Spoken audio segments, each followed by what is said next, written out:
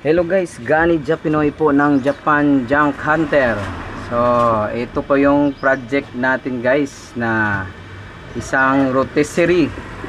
So, pang lechon ng lechon manok or lechon belly dito po sa bansang Japan. So, itong mga gamit natin o nailagay natin ng mga materialis dito ay isang scrap or mga used metal or used na mga gamit guys na nilagay natin dito. For example po, ito po itong tube binili natin yan, pero itong gear na to yan po yung gear ng bisikleta, yung isang set ng like 10 speed or 12 speed, yan po ang gamit natin.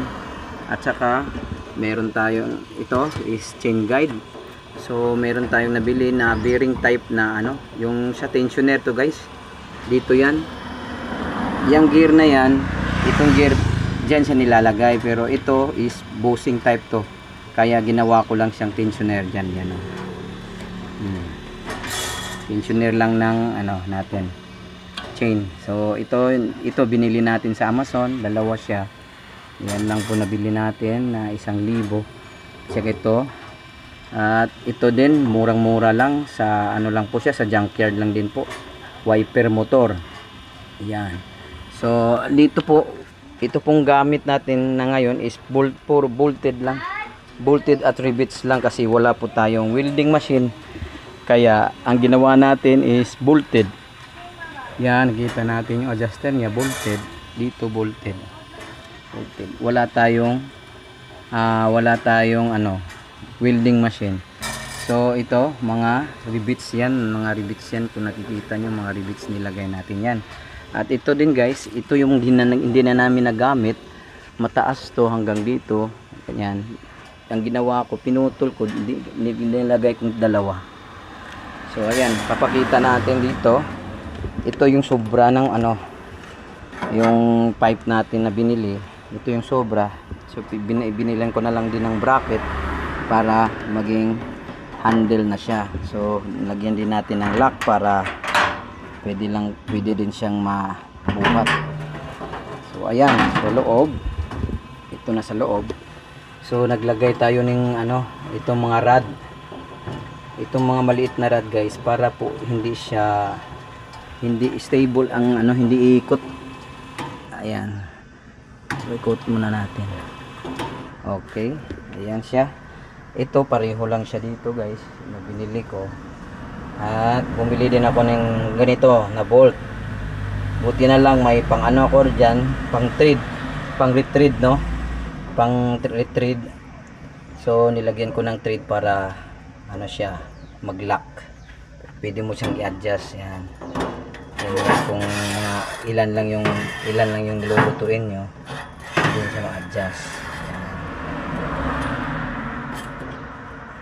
Then lock, yan siya. So ayan, kabilaan nilagyan natin ng rod. Medyo maliit lang yung rod, pero okay na yan guys, hindi na yan siya iikot, ayan. So dito, ito yung lagayan ng charcoal natin. So as you can see, may butas doon, pwede nyong ilabas doon kung nakatakip to, para i-check lang yung charcoal kung meron pa ba. So pwede kayong magdagdag doon para hindi na ma-open. For example kasi smoke, kung for example nagluluto kayo smoke, ito lechon, and then pwede din kayong ilagyan natin para for smoke sa mga steak o mga rib, beef. So yan. So itong lagayan natin, DIY lang din ito. DIY lang din. Dinugtong ko na lang kasi wala akong nakita talaga ganito.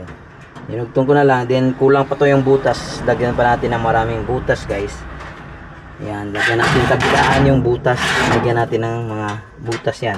Kasi doon dito sa likod, lagyan natin ng blower yan. Yung pasok ng hangin, hindi man siya makapasok dito agad sa gitna. Kasi hindi ko nilagyan ng butas. Papunta siya dito sa gilid. Papunta siya sa gilid, and then dito na yan siya mag-scattered sa mga may butas-butas. Then tingnan natin pag i-test natin ngayong Friday. So At saka dito sa ilalim guys, may mga butas din. Kasi as you can see guys, oh, itong ano is malayo siya. Yung karne nito dito, pero yung pag tumulo yung karne, inilitsyon mo, tumulo dito talaga yan sa sentro. Yung kung ano yung sana nakasentro yung tubo mo, doon din yung bagsak ng tulo. Dito tutulo yan yung ano. Meron man makapasok dito konti lang, pero dito talaga yung tulo. So diyan pasok agad sa ilalim yan. So kaya ganyan yung dinesign ko. So no. So lagpas din siya kasi para kung dalawa mabigat na, dalawa maghawak. Yan. So ganito po siya guys, oh. Andaran natin. For example, ganyan guys, lagay mo doon, lagay mo, and then ganyan, lagay sa gear. Ayan. O, diba? Yan.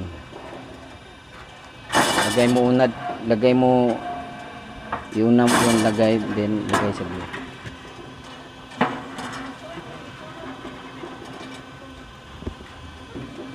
Ganyan siya guys. Medyo ano kasi kaya ngayon kasi walang meat, no? Pero pag may meat na yan, maglalak yan. Ganyan siya guys.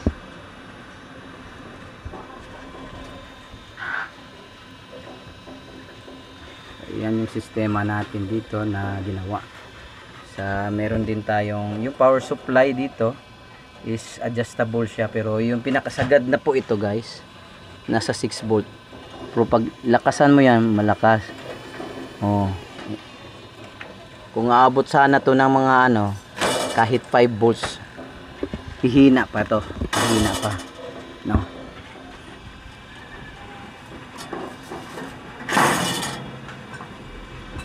Ayan, so guys.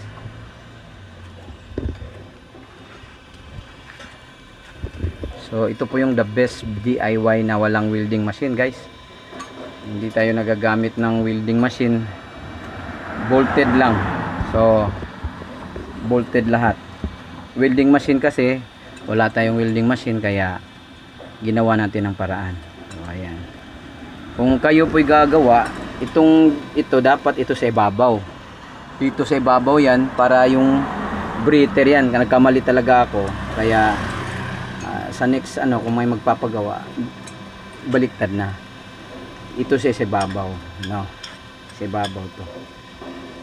Dito yung blower guys. Diyan yung blower. Okay, at nakuha na natin yung 8 minutes.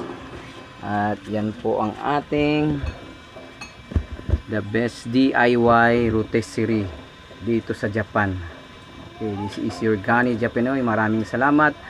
At sa lahat ng nakapanood, please comment down below kung taga saan ka po, para malaman natin kung saan umabot ang video na ito.